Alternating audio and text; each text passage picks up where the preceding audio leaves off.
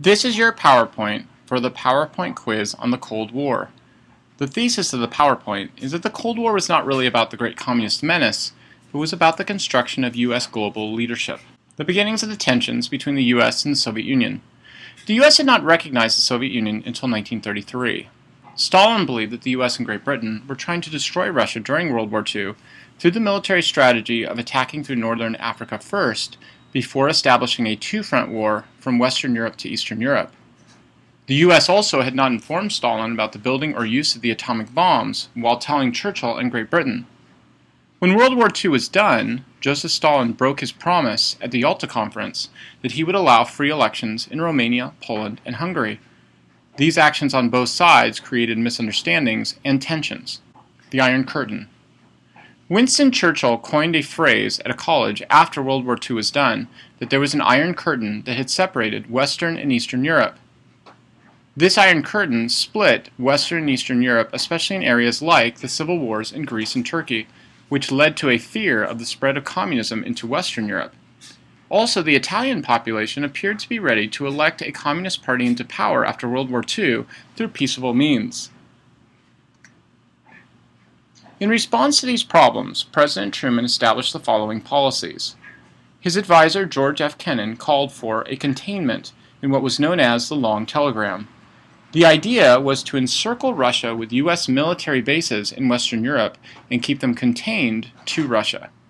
Also, the U.S. would provide the Marshall Plan, which provided economic aid to Western Europe to rebuild after World War II. The assumption of the Marshall Plan was that if European countries could re-enter into trade with the United States, this would undermine poverty and would lead to less incentive to turn to communism. The Truman Doctrine provided economic aid directly to anti-communist groups in Greece and Turkey in order to make sure the communists would not win. The assumption here was that the communist rebels in Greece and Turkey were connected to Joseph Stalin and the Soviet Union.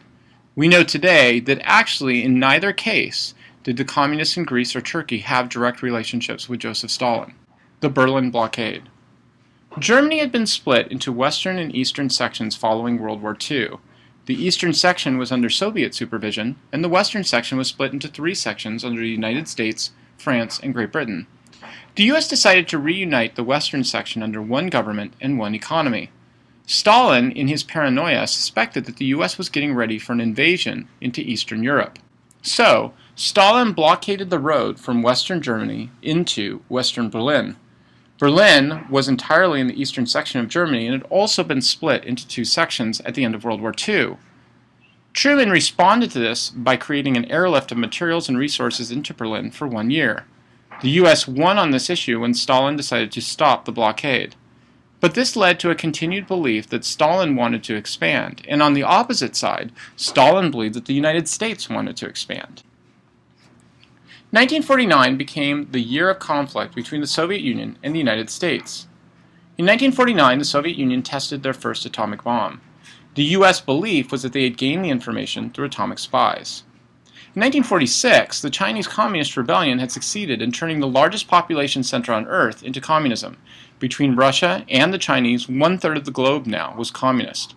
In 1949, off of the peninsula off of China, North Korea invaded capitalist South Korea, an ally of the United States. In response to this, the U.S. did a number of actions. It formed NATO, the North Atlantic Treaty Organization. This was an alliance of deterrence between U.S. and the Northern European countries.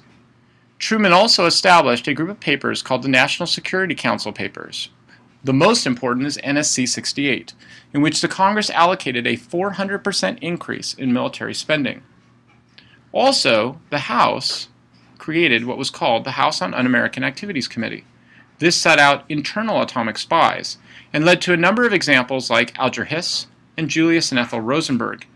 These cases came up in 1949 when the Soviet Union had tested their first atomic bomb.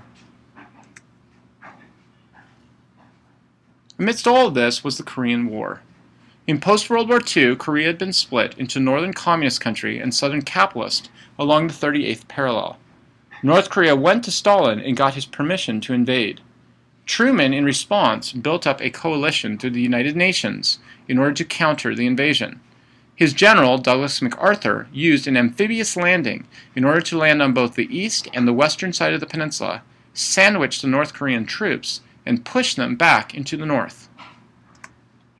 MacArthur was so successful that he pushed the Northern Koreans all the way to the Yalu River, the border between Northern Korea and China.